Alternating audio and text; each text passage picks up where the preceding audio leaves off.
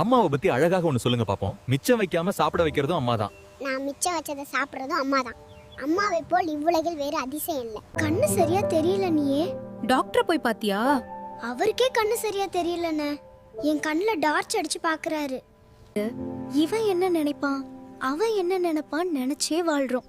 ஆனா உண்மையில ஒருத்தனும் நம்மள பத்தி நினைக்கிறதே இல்ல.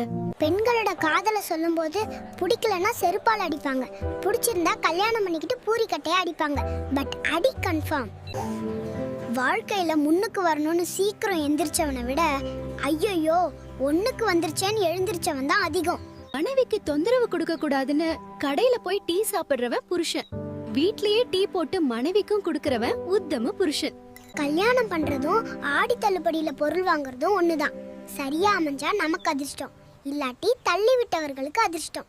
கார்த்திகைக்கு விளக்கு கொளுத்தி வைக்கணும், ஆனா மொட்டை மாடியில அணையாம வைக்கணும்.